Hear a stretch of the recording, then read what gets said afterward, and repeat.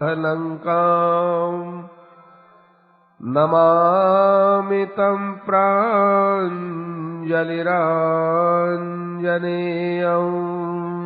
मनोजवं मारुततुल्यवेगं जितेन्द्रियं बुद्धिमतां वरिष्ठं वातात्मजं वानरयूथमुख्यं श्रीरामदूतं शरणं प्रपद्ये।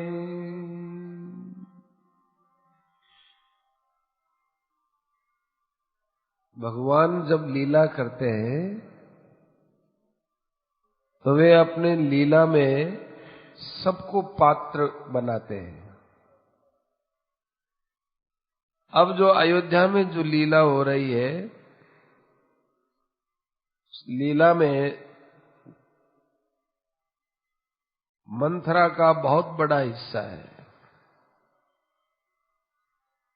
मंथरा को भगवान ने लीला का पात्र बनाया।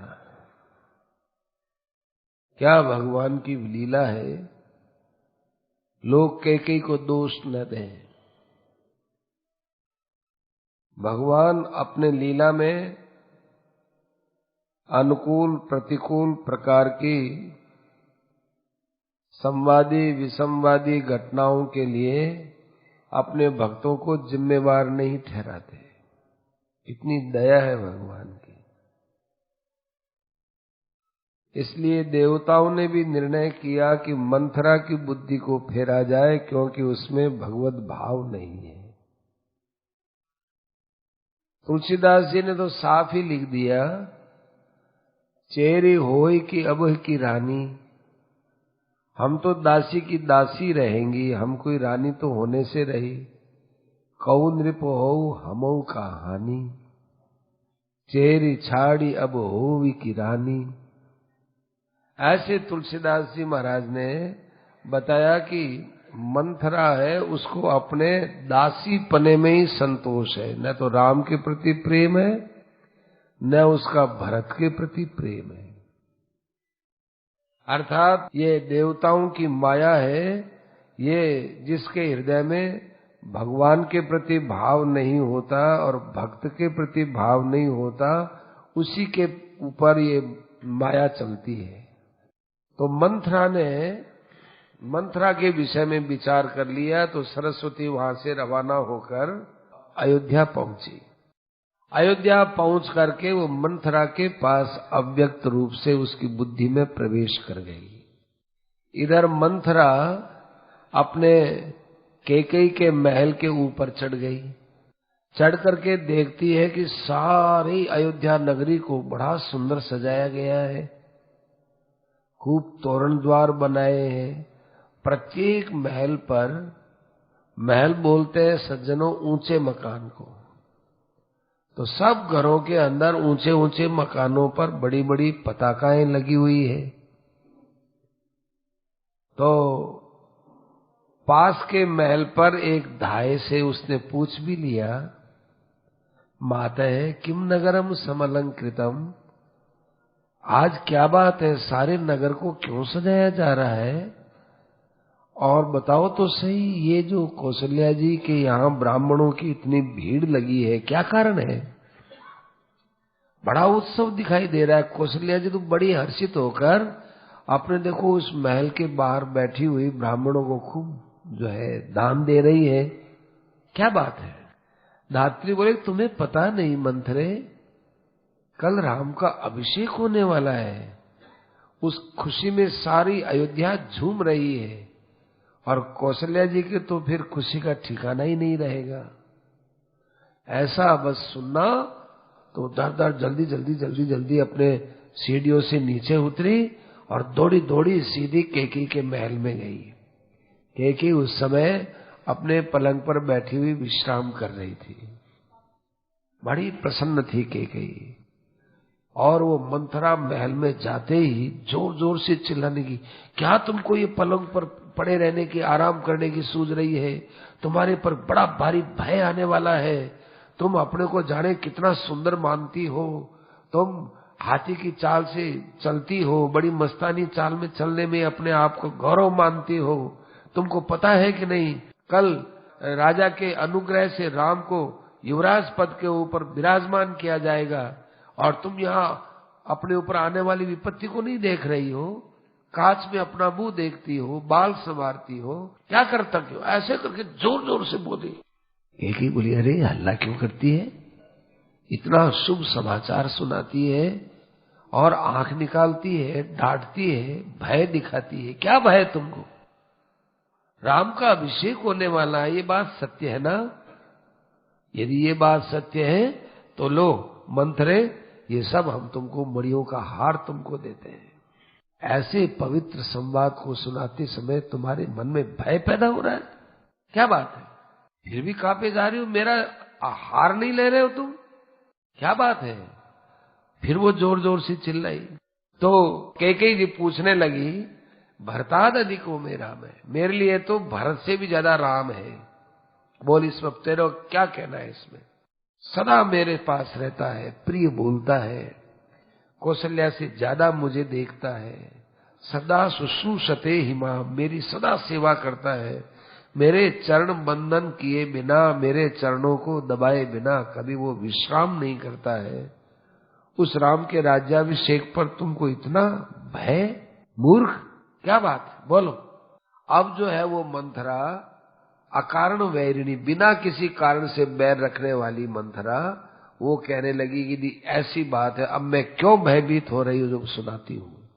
देखो सुनो, राजा सदा तुम्हारे साथ छल करता है।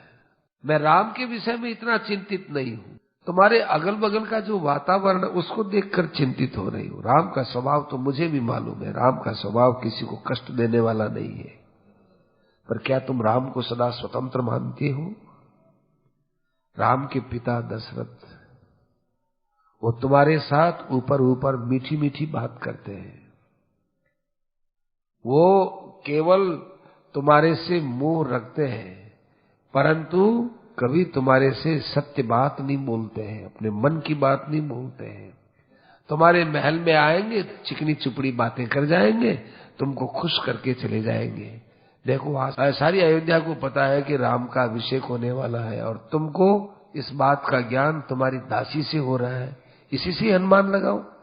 वो सदा कौशल्या का ध्यान रखते हैं, कौशल्या का प्रिय होना चाहिए। तुम्हारे सामने स्वार्थ के लिए चिकनी चुपड़ी बातें करते हैं। देखा कितने चतुर हैं। राम का राज्याभिषेक कब किया जा रहा है? तुम्हारे पुत्र को ननिहाल भेजने के बाद किया जा रहा है।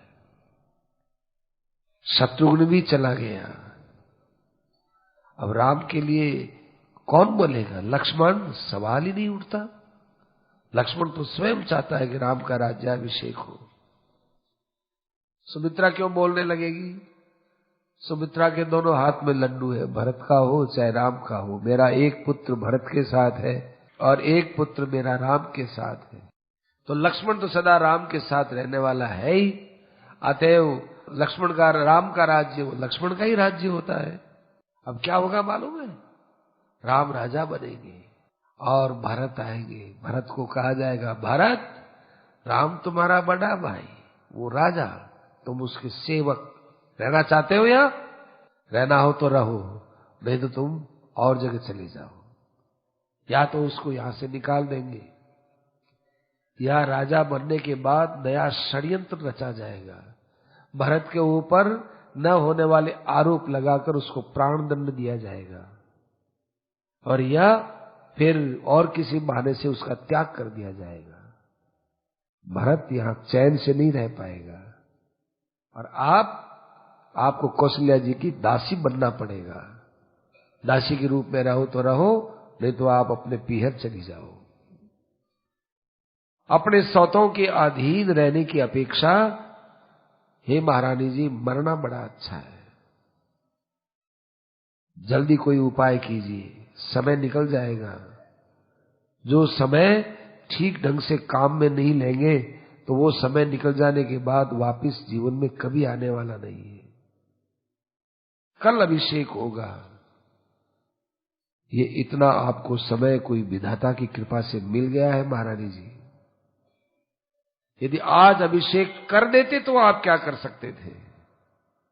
कल अभिषेक होगा, इस वाक्य में बहुत दूरी है। कल का दिन अभी बहुत बाकी है, कुछ विचार कीजिए। मेरे से पूछो तो आप ऐसा उपाय कीजिए कि सारा अभिषेक तो भरत के लिए हो और राम को 14 वर्ष के लिए वनवास में जाना हो। ये 14 वर्ष जो देखो मंथरा के मुख से निकले।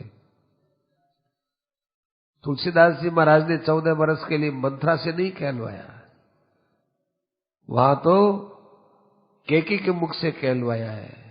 मांगऊ दूसर बर कर जोरी, पूर्वऊ नाथ मनोरथ मोरी, तापस वेश विशेष उदासी, 14 बरस राम वनवासी। बहुत देरी में बोली है वहां केके जी, यहां मंथरा जी बोल दिया। मंथरा जी ने कहा कि 14 वर्ष राम को वन के लिए बोल देना। तथा रूढ़ो अभय पुत्रस्तव राज्ञी भविष्यति। 14 वर्ष तक जब आपका बेटा यहाँ अयोध्या में राज्य कर लेगा तो हे महारानी जी, सब प्रजा राम को भूल जाएगी। और देखो, राम कोई छोटे मोटे वन में नहीं जाना चाहिए। अयोध्या के पास के वनों में रहेगा तो सारी अयोध्या की सहानुभूति उनके साथ रहेगी, राम के साथ। इसलिए अयोध्या की सहानुभूति राम को न मिले, इसलिए कोई उपाय सोचो। ऐसा उपाय तो मेरे पास भी है, कई मेरे पास है उपाय। क्या उपाय है?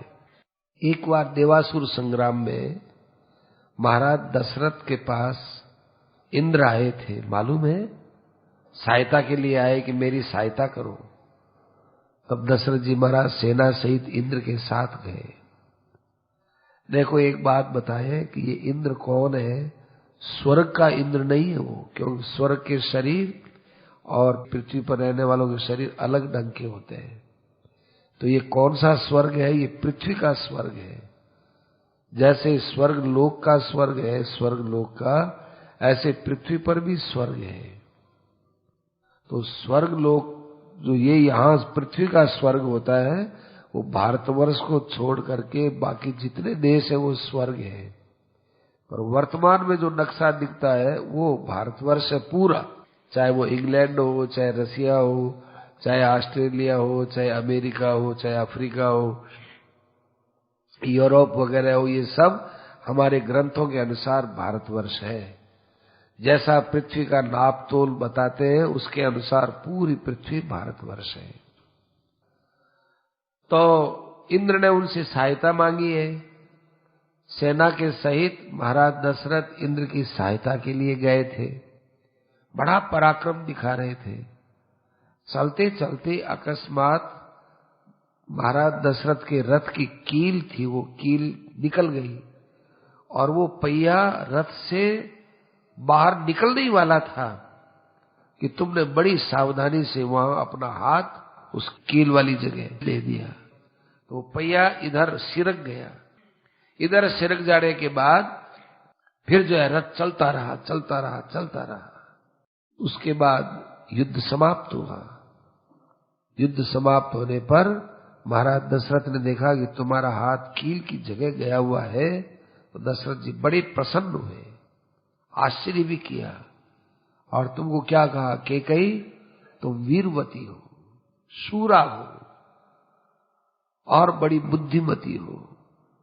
युद्ध के समय योद्धा को किस प्रकार से बचाना चाहिए, ये तुम्हारा परिश्रम देख करके कितने मुग्ध हुए। उन्होंने कहा कि मैं तुमको 2 वरदान देता हूं। एक वरदान तुम्हारी इच्छा से और एक वरदान मैं अपनी इच्छा से तुमको देता हूं, तुम्हारी इच्छा से। जो 2 वरदान है, तुम कोई 2 वरदान मांग लो। तब आपने कहा कि हे प्राणनाथ, जब आप मुझे मिले हुए हैं तो मुझे वरदान आपसे बढ़कर थोड़े ही मिलेंगे। क्या आपकी शुद्ध नियत भावना है? आप तो पति को इतना चाहती हो। आपने कहा कि दोनों वरदान आपके पास सुरक्षित है, कभी समय आने पर मांग लिए जाएंगे। अब आज जैसा समय आपके जीवन में कभी आने वाला नहीं है। कितना विलक्षण आपके लिए मौका आया है। उसके बाद आप वहां से आ गए थे, अयोध्या में रहने लग गए। अब वो आज मौका है, आप अपने पति से वरदान मांगो। ऐसे मत मांगना अभी दशरथ जी आएंगे और कहने मेरे 2 वरदान लाओ, ऐसे करना ठीक नहीं है। पहले दशरथ जी का भाव बनाओ देने का, उनके मन में खूब देने की इच्छा हो तब मांगना। और देने की इच्छा कब होगी? जब तुम कोप गृह में जाकर बैठ जाओगी।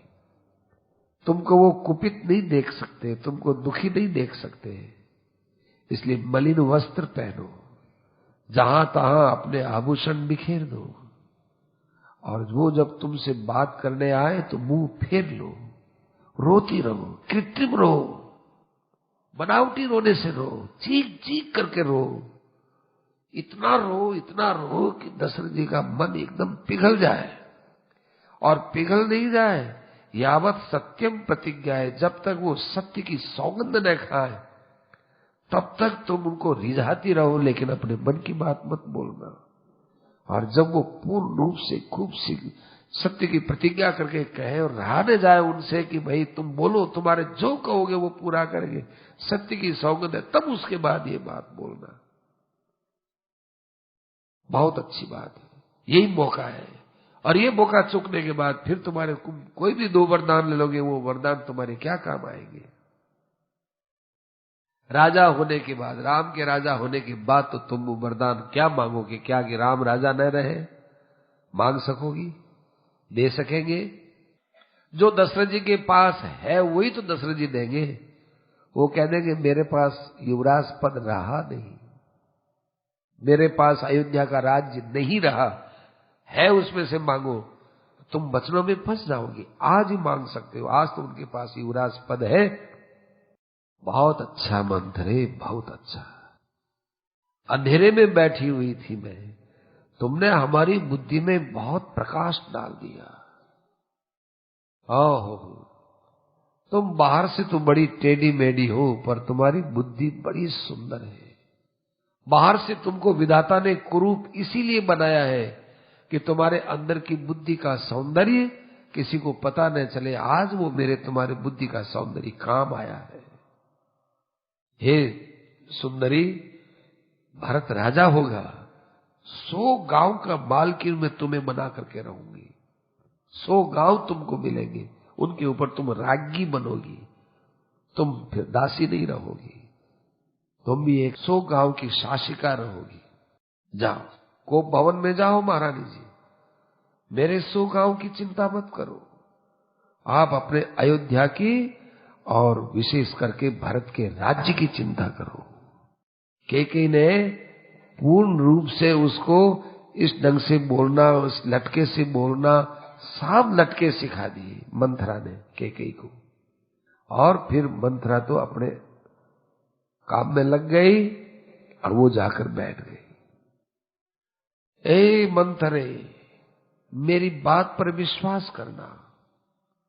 यदि राम वन में नहीं गए तो यहां ये नहीं कहा कि भरत राजगद्दी पर नहीं बैठेगा, यहां कहा यदि राम वन में नहीं गए तो मैं या तो प्राणों को त्याग दूंगी और प्राणास्तक से, अथवा वक्रे सही से तावदेव ही, और या मैं यहां पृथ्वी पर पड़ी रहूंगी, उठूंगी नहीं यहां से। राम वन में जाएंगे तभी मेरे प्राण बचेंगे या मैं उठ पाऊंगी। फिर कहा, देख महारानी, आप उसके वचनों में, महाराज के वचनों में बिल्कुल मत फंसना, आप अपने निश्चय पर अडिग रहना। तनिक भी उनकी बातों में विश्वास कर लिया तो आज की घड़ी चूकने के बाद फिर ये समय मिलने वाला नहीं है। निश्चयम कुरु कल्याणी, कल्याणम ते भविष्यति, इतना पवित्र काम है, तेरा कल्याण होकर के रहेगा। इतना कहकर वो भी चली गई और वो अंदर चली गई, वह कोप भवन में। भगवान शंकर कहते हैं, पार्वती देखा ना दुनिया में, चाहे कोई आदमी कितना ही धीरवान हो, कितना ही गुणवान हो, कितना ही दयावान हो, कितना ही नीतिज्ञ हो, कितना ही विधिवेत्ता हो, कितना ही वो विवेक संपन्न हो, लेकिन यदि दुष्टों के, पापियों के संग में चला जाता है तब उसकी दुर्दशा हो जाती है। इस कैकेयी की बुद्धि कितनी राम के अंदर लगी हुई थी, लेकिन मंथरा के संग के कारण से इसकी बुद्धि खराब हो गई। इसीलिए तो हम बोलते हैं कि दुष्टानाम परित्याज्य है, दुष्टों का संग सदा ही त्याज्य होता है। दुस्संगी च्यवते स्वार्थात्, जो आदमी दुस्संग में पड़ जाता है वो अपने परमार्थ रूप स्वार्थ से नीचे गिर जाता है। जैसे ये कैकेयी कितनी नीची चली गई। इधर तो ये हो रहा है, इधर राजा सबको कल के लिए व्यवस्था सुपुर्द करके खूब आनंद के साथ, बड़े मन में प्रसन्नता लिए, चेहरे पर मुस्कुराहट है, और अपने सेवकों के साथ कैकेयी के महल में प्रवेश किए। महल में प्रवेश करते ही सेवक अपने काम में लग गए और महाराज दशरथ उस महल में आगे बढ़े तो वहां सेवकों को नहीं देखा, किसी को पास में नहीं देखा। तो वो राजा विचार करते हैं, क्या बात है, दरवाजे पर रोज कैकेयी मुझे मिला करती थी और बड़े स्नेह से, आदर से मुझे ले जाती थी, हंसती हुई मेरे पास आती थी। कैकेयी यहां दिखाई नहीं दे रही है। चारों तरफ यूं दृष्टि डालते हैं, महारानी कोई आवाज नहीं आ रही है। इतने में ही कुछ दासियां आई, नीचा मुख किए हुए।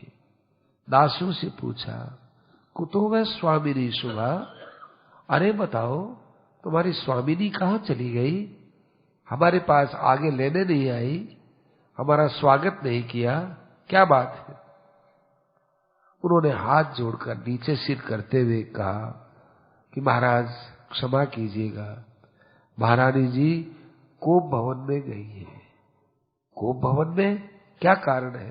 कारणम न विद्महे, हमको कारण वारण का कुछ पता नहीं है। क्या बात है, हमको कुछ पता नहीं, लेकिन कोप भवन में विराजमान है। राजा कोप भवन में गए। आप कोप भवन में जाए तो राजा ऐसे प्रेम से बोलते हैं तो जो है वो मुंह फेर लेती है। राजा उसके शरीर पर हाथ रखते हैं तो हाथ को झटका देती है। क्यों से वसुधा पृष्ठ, अरे तुम इस पृथ्वी पर क्यों लेटी हुई हो? तुम्हारे लिए आराम के कितने साधन यहाँ जुटाए पृथ्वी पर, बोलिए मत। फालतू की बात मेरे सामने बोलने से कोई लाभ नहीं। ऐसे आंख निकाल करके बोलने लगी। अरे मैं तुमसे पूछता हूं, इतने अच्छे आभूषण तुमने यहाँ क्यों फेंक रखे हैं? मलिन वस्त्र, ये काले काले कपड़े क्यों पहन रखे हैं? हमारी बात का तो उत्तर दो। किमर्थम ब्रूहि सकलम विधास्य, तब तुम क्या चाहती हो? तुम किससे नाराज हो? वो फिर मुंह फेर लेती, बोलती नहीं है। अरे बोलो भाई, किसको दंड देना है, किसका वध करना है? कोई अदन्य व्यक्ति है और उसको दंड देना है तो मुझे बताओ, और कोई अवध्य व्यक्ति है और उसका वध करना है तो मुझे बताओ। किसी को फांसी का हुक्म दे दिया है और उसको बचाना है तो मुझे बताओ। किसी धनी आदमी को कंगाल बनाना है तो मुझे बताओ। किसी कंगाल को धनी बनाना है तो मुझे बताओ। क्षण मात्र में ये सब काम कर दूंगा। परंतु बताओ तो सही, तुम्हारे मन की बात क्या है? अरे कैकेयी बोलो ना, तुम इतना उदास मन लेकर कभी बैठी नहीं, आज क्या बात होगी? मेरे पर विश्वास नहीं है क्या? तुम अपने मन की बात नहीं बोलते हो? क्या बात है? मेरे जीवन में राम से बढ़कर कोई नहीं है। मैं राम की सौगंध खा के कहता हूं कि जो तुम कहोगे वो करने के लिए तैयार हूं। ये दशरथ जी महाराज एक साथ सब बात कह गए। फिर उसने धीरे धीरे दशरथ जी को देखना चालू किया और अपने आंसू पूछे। सब बनावटी आंसू। आप पूछी, रोने लगी, और बताओ क्या बात है, अब तो बताओ। सनैर विमृज्य नेत्रे, धीरे धीरे आंखें पूछी, लड़खड़ाती बोली में बोली, और फिर कहने लगी, यदि आप सत्य प्रतिज्ञ हैं, राम की सौगंध खा के बोलते हैं तो मैं जो कहूं वो आपको शीघ्र करना ही पड़ेगा। और मैं आपको कोई आज किसी प्रकार से धोखा देकर नहीं बोलती हूं। मैं आज आपसे मेरी चीज आपसे मांगती हूं। मेरी चीज आपके पास धरोहर के रूप में है, वही तो मैं मांगने जा रही हूं। मुझे आशा है कि आप मुझे नहीं देंगे, इसलिए मैं दुखी हो गई। वो मेरी चीज क्या है आप विचार कीजिए। याद करो आप देवासुर संग्राम को। वहां पर आपके उस रथ के अंदर मैंने रक्षा की थी और आपने मुझे 2 वरदान दिए थे और मैंने वो 2 वरदान आपके पास न्योछावर के रूप में रखे, न्यास के रूप में रखे। वो 2 वरदान से मैं आज जो है कुछ चाहती हूं। 2 वरदान चाहती हूं। 2 वरदानों में पहला वरदान है मेरा प्रिय पुत्र भरत इसी राज्याभिषेक सामग्री से अयोध्या का युवराज घोषित किया जाए। और दूसरा मेरा वरदान है कि राम यहां से दंडकारण्य में, यहां पास के जंगलों में नहीं, दूर दंडकारण्य के अंदर 14 वर्ष के लिए निकल जाए, परंतु राम कोई राजपुत्र होकर नहीं। न जाने किसी राजा के वहां ले जाकर रख दो कि 14 वर्ष तक तो मेरा युवराज तुम्हारे पास रहेगा, फिर वापस नहीं, ऋषि मुनियों के वेश में जाएगा, जंगलों में रहेगा, किन्हीं महलों में नहीं रहेगा, किसी गांव में नहीं रहेगा, जटावल्कल वस्त्र धारण किए हुए रहेगा, कंदमूल फल को भोजन करेगा 14 वर्ष। 14 वर्ष के बाद यदि उसको यहां जरूरत हो तो आ जाए, जरूरत न हो तो कहीं और जगह जाए तो जाए। यहां आकर महलों में भी रहे तो हमें कोई आपत्ति नहीं है। और यदि वो स्वाभिमानी होगा तो यहां क्यों आएगा, कह हम नहीं आते, नहीं आएगा तो मत आओ, हम बुलाने नहीं जाएंगे। 14 वर्ष तक हमारा वरदान की सीमा है, उसके बाद हमारी कोई सीमा नहीं है। यदि किंचित विलंबित, यदि मेरी बात को मानने में आपने जरा सा भी विलंब कर दिया तो आपके सामने मैं प्राणों का त्याग कर दूंगी। और इस बात के ऊपर मैं आपसे कोई नई बात सुनना भी नहीं चाहती हूं। आप मुझे कुछ भी मत कहना। कैकेयी ने ये बात कही, बड़ी कठोरता से कही। महाराज दशरथ उस समय भगवान राम के प्रेम के अंदर आकुल व्याकुल हो गए। देखो दशरथ जी महाराज यदि जरा से भी जो है राम जी के प्रेम में कमी रखते ना तो वो यही कहते कि भाई तुमने 2 वरदान मांगे हैं, दोनों वरदानों को मैं सिद्ध करता हूं। पहले एक वरदान कर लूं फिर दूसरा वरदान कर लूंगा। तुमने पहला वरदान भरत का युवराज पद पर अभिषेक चाहा है ना, भरत को मैं कल ही बुला लेता हूं, उसका मैं राज्याभिषेक कर देता हूं, फिर मैं राम को वन में भेज देता हूं। यदि ऐसा दशरथ जी करते तो दशरथ जी के वचनों में कोई दोष भी नहीं आता, पर दशरथ जी ने ये नहीं किया। क्यों नहीं किया? दशरथ जी की बुद्धि भगवान के प्रेम के अंदर ऐसी बात सोच ही नहीं सकती। उनकी बुद्धि कुछ भी नहीं सोच सकी, जो राम जी चाहते वही बात पैदा होती है। यदि दशरथ जी के बुद्धि में जरा सी प्रेम की कमी होती तो ये बात पैदा हो जाती। और ये निश्चित बात थी कि भरत कभी युवराज पद पर होता नहीं और राम वन में जाते नहीं, सीता का हरण होता नहीं तो रावण का मरना होता नहीं। पर भगवान को तो राम कथा करनी है, भगवान को भरत का यश बढ़ाना है। राम जी को कोई थोड़ी बात थोड़ी करनी है। राम जी को तो यहाँ कई प्रकार की लीला करनी है। तो दशरथ जी के मन में ये बात भगवान ने उपजने ही नहीं दी। और दशरथ जी बड़े विलाप करने लगे, हाय हुई करने लगे और कहने लगे किमिदम भाषसे रे, क्या बोलती हो कैकेयी, जब से तुम्हारे साथ हमारा विवाह हुआ, पाणी ग्रहण संस्कार हुआ, तब से लेकर आज की घड़ी तक कभी भी किसी प्रकार से तुमने कभी कठोर वचन नहीं कहा। आज तुम एक साथ न जाने कितने वर्षों का जो स्नेह है उसको तुम बाणों से बींद बींद करके उस स्नेह को तुम तोड़ रही हो। लोग कहेंगे कि राम को किस अपराध से वन में जाने दिया, इसका क्या जवाब है? भरत का राज्याभिषेक, चलो अपने अपने पुत्र को सभी लोग अच्छे ऊंचे देखना चाहते हैं, इसमें तो कोई दोष नहीं। भरत को राज्याभिषेक में हम लोग शामिल कर लेंगे, राज्याभिषेक भरत का कर देंगे। राम को वनवास ये समझ में नहीं आ रहा है। लोग कहें किस अपराध से राम को वन में भेजा, क्या बताओगी तुम?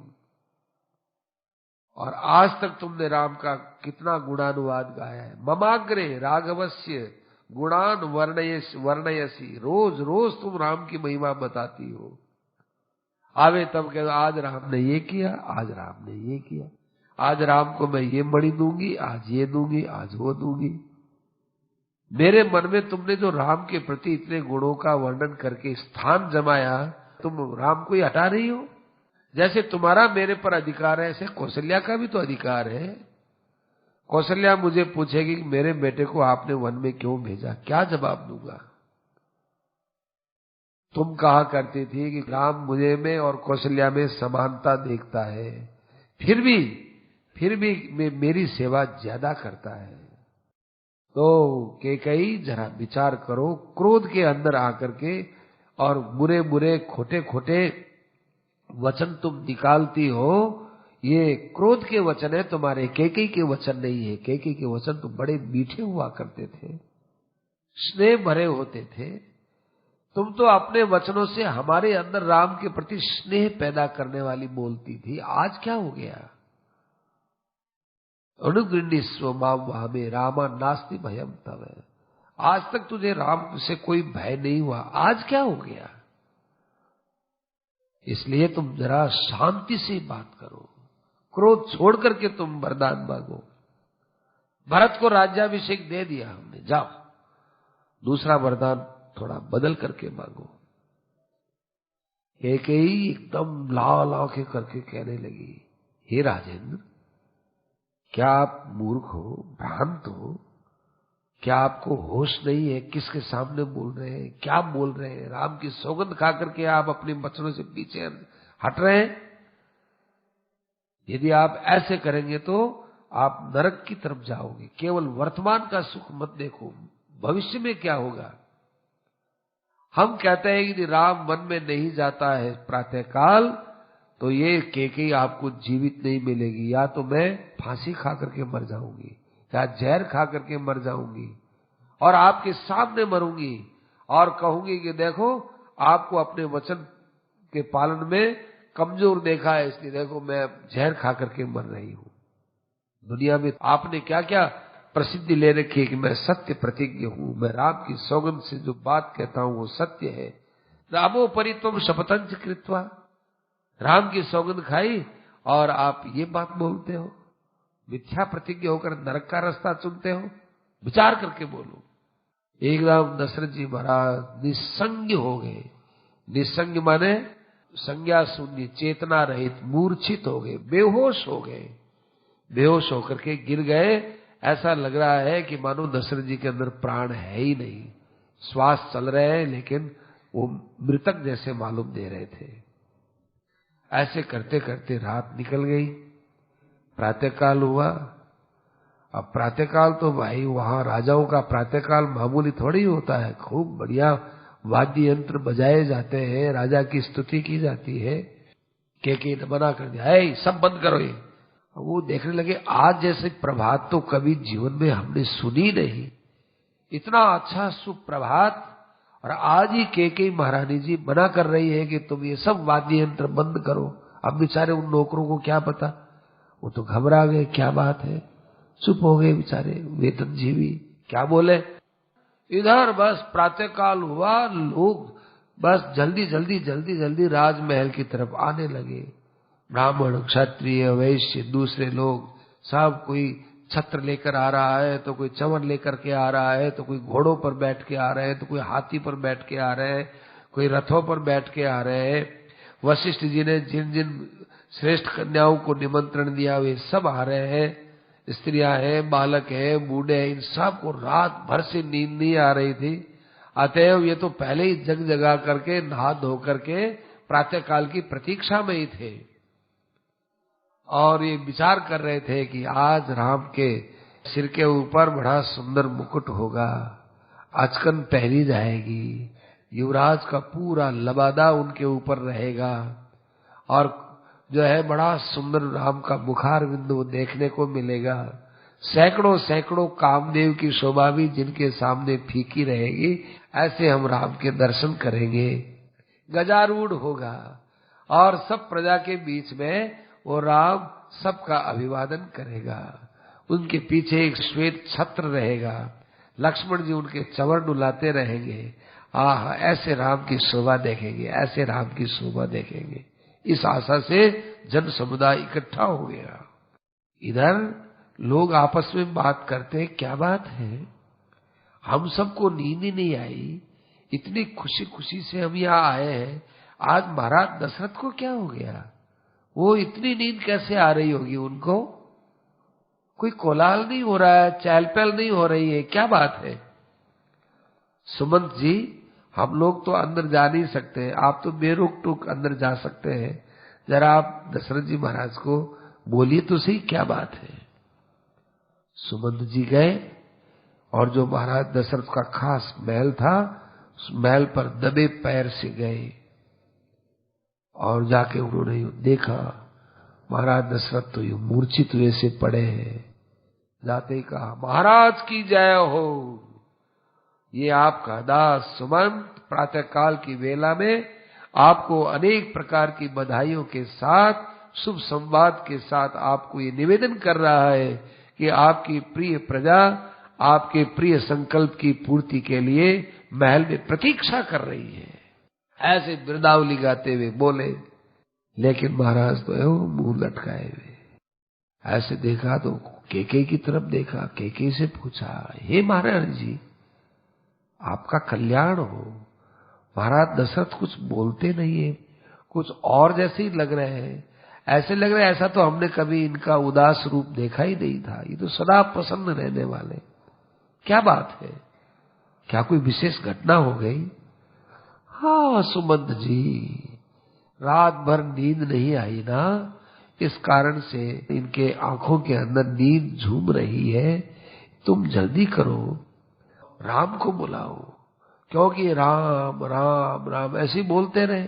अब आप जानते ही हो सुमंत जी, इनका राम में कितना प्रेम है, उस प्रेम के कारण से इन्होंने देखा कि कल राम का अभिषेक होगा, अभिषेक होगा। देखो ज्यादा खुशी भी तो अच्छी नहीं होती ना, सारी रात खुशी में रहे, राम राम करते करते करते थक गए। अब थकने के बाद इनको नींद आने लग गई, तो प्रजागरेण वही राजा यस्वस्थ व लक्ष्यते, ज्यादा जगने से थक गए। आप जाओ और रामम शीघ्रमान है, और आप शीघ्र ही राम को लेकर के आओ। सुमंत जी ने कहा, महारानी जी ऐसा वैसा ये सुमंत नहीं है कि आप अपने वाक जाल में चाहे जैसी बोल दोगे ऐसे ही ये समझ जाएगा, ऐसी बात नहीं है।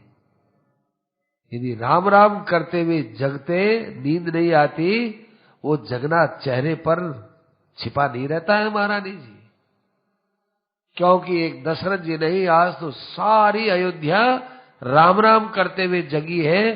जाके देखो कैसा उनका चेहरा है, और देखो हमारा भी चेहरा है। राम राम करें और फिर चेहरे पर उदासी रह जाए, और फिर आप मुझे आदेश देते हो कि राम को बुलाओ। महाराज के आदेश के बिना हम और किसी का आदेश नहीं मान सकते। सुमन जी ने साफ मना कर दिया, ऐश्रुत्वा राजवचनम कथम गच्छामि भामिनी, मैं आपका सेवक नहीं हूं, मैं अयोध्या के राज का सेवक हूं, मुझे अयोध्या के राजा की तरफ से आज्ञा मिलेगी। बड़े उदास और टूटे हुए शब्दों से दशरथ जी ने कहा, सुमंत राम को देखने की इच्छा हो रही है, अभी बुलाया।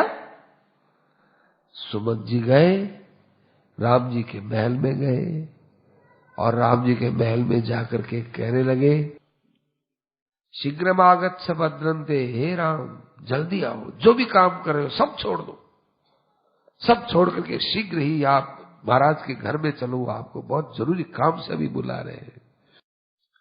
राम जी महाराज उस समय सुमंत के साथ रवाना हुए। लक्ष्मण ने कहा कि मैं भी साथ में चलूंगा। भगवान ने कहा क्यों, आज्ञा तो मेरे लिए होगी ना, मैं आपके साथ चलूंगा, ऐसा नहीं रह सकता, मैं आपके साथ चलूंगा। लक्ष्मण भी चले गए।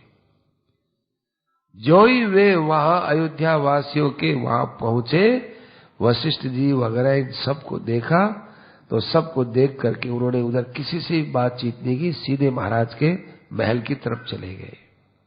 पिताजी के चरणों में प्रणाम किया राम जी ने। अरे बेटा आ गए ऐसे बोले, हाथ यूं पसारा ही था कि वो तो नीचे गिर गए, तख्त से नीचे गिर गए, बीच में नीचे गिर गए, धड़ाम से गिरे, शरीर के आवाज आई। तो राम जी महाराज दौड़ करके उनको पकड़ लिया। पिताजी पिताजी क्या हो रहा है, क्या हो गया पिताजी? अब राजा मूर्छित हो गए, कुछ बोला नहीं गया। इतनी देर में वशिष्ठ जी भी आ गए। किमर्थम रोदनम, ये रोना क्या बात को सूचित करता है? राम जी ने पूछा, हे मां बताओ, पिताजी को इतना दुख किस बात का हो रहा है, क्यों रोए, कैसे गिर गए? ऐसी दशा कभी हमने देखी नहीं थी, क्या बात है? अरे राम, तुम जानते ही हो ना कि इस दुनिया में जो ज्यादा स्नेह करता है वो दुखी तो पाता है। हमारे महाराज के दुख का कारण और कोई नहीं है, राम तुम हो। तुम, मैं, मेरे से क्या अपराध हो गया? कुछ नहीं, अपराध नहीं, तुम ही उसका दुख देने वाले हो। तुम्हारे कारण से तो दुख हुआ है और तुम्हारे कारण से दुख की शांति होने वाली है। तुमको अपने पिता के लिए हे राम कोई न कोई त्याग करना पड़ेगा। तुम्हारे यदि त्याग करने की हिम्मत हो तो तुम्हारे पिता अभी स्वस्थ हो जाए, अभी स्वस्थ हो जाए। तुम्हारे पिता को सत्य प्रतिज्ञ बनाओ, दुनिया में चमकाओ, थोड़ा कष्ट पाना है तो पाओ, ये भी एक तपस्या होगी, लेकिन उस तपस्या के द्वारा तुम्हारे पिता संसार में पूजनीय बन जाएंगे। कुछ नहीं है, मैंने 2 वरदान इनके पास सुरक्षित रखे थे जब तुम्हारा जन्म भी नहीं था, और मैंने कहा कि जब मेरी इच्छा होगी तो आपसे 2 वरदान ले लूंगी। उन 2 वरदानों को पूरा करने में तुम्हारे पिता सक पका रहे हैं और उसमें तुम्हारा स्नेह ये बाधा दे रहा है और कुछ नहीं है। बेटा, पुत्र शब्द को सार्थक करो। पुत्र कहते ही उसको है जो पुत्र नाम के नरक से रक्षा करता है, इसीलिए उसको पुत्र बोलते हैं। पुन्नाम का नरका त्रायते पुत्र है। ये पुत्र नाम का नरक कब मिलता है? जब बाप की लाश पड़ी रहती है और बेटा उसको आग नहीं देता है, बेटा कंधा नहीं देता है, अपने हाथ से वो बाप के आग नहीं लगाता, कपाल क्रिया नहीं करता, वो पिता पुत्र नाम के नरक में जाता है। इसलिए अपने यहाँ भारतीय परंपरा में है कि भाई पिता मरे तो उसका बेटा जरूर उपस्थित रहना चाहिए। माता है, पिता है, इनके लिए पुत्र रहना चाहिए। तो भाई इसको तुम अपना पुत्र नाम सार्थक करना और महाराज को यदि सुख करना चाहते हो तो भाई तुम ये बात करो। राम केकई कैसे सपाटे से बोल रही है पार्वती। राम ने ये शब्द सुने, इतना दुख हुआ जैसे कोई छाती के अंदर शूल गड़ा दिया हो, और व्यथित होकर के केकई से कहने लगे, मां इतना कठोर क्यों बोलती हो? आपने कुछ बात तो बताई नहीं और उलाहना दे रही हो। कुछ बात तो बताओ कि क्या बात है, मैं कहां इनके दुख का कारण बन रहा हूं और मेरे से कैसे दुख दूर हो सकता है, ये बताओगे तब ना पता चलेगा।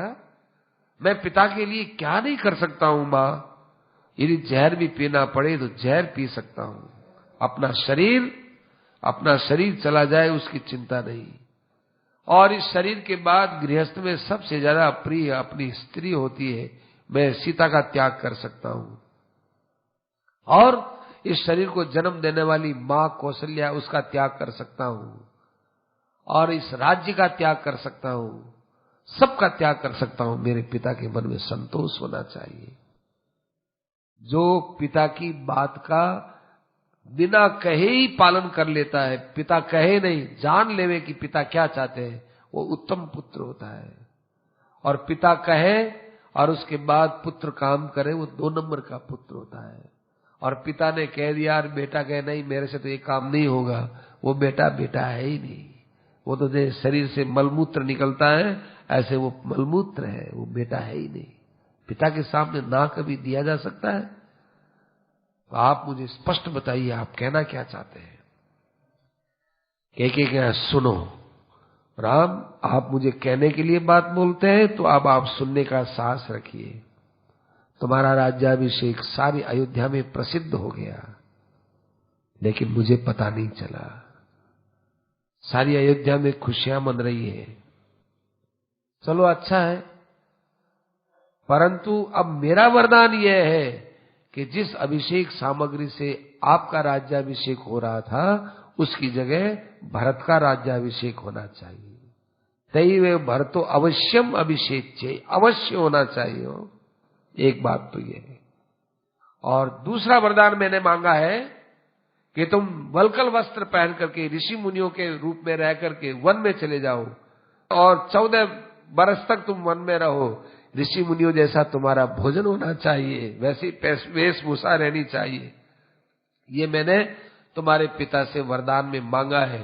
अब तुमको यदि पिता को सत्य प्रतिज्ञा करना है तो तुम वन में चले जाओ और आज प्रातःकाल चले जाओ, जल्दी चले जाओ और भरत का ये अभिषेक होना चाहिए।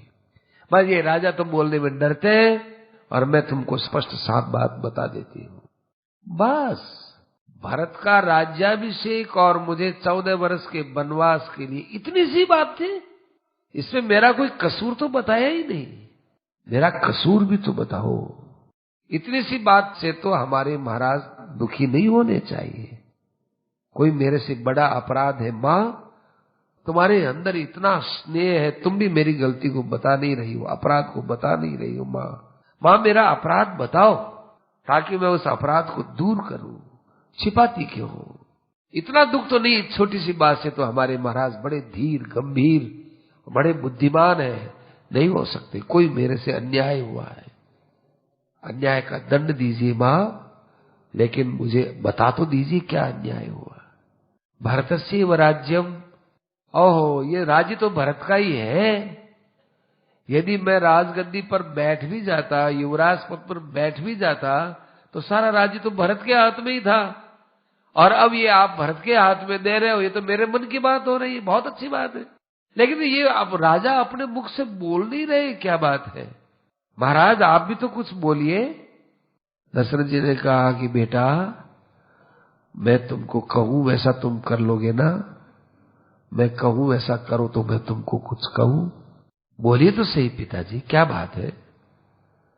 देखो राम, तुम नगर के अंदर एक ढिंढोरी पिटाओ कि मेरे पिता का दिमाग खराब हो गया, वो अपनी स्त्री के वशीभूत हो गया, वो भ्रांति हृदय वाला हो गया, वो कुमार्ग पर चला गया, उसका मन किसी स्त्री ने हर लिया, अतएव उसको मैंने जेल खाने में डाल दिया है और अयोध्या का राज्य सुचारू रूप से चले, इसके लिए मैंने राज्य की बागडोर संभाल ली है।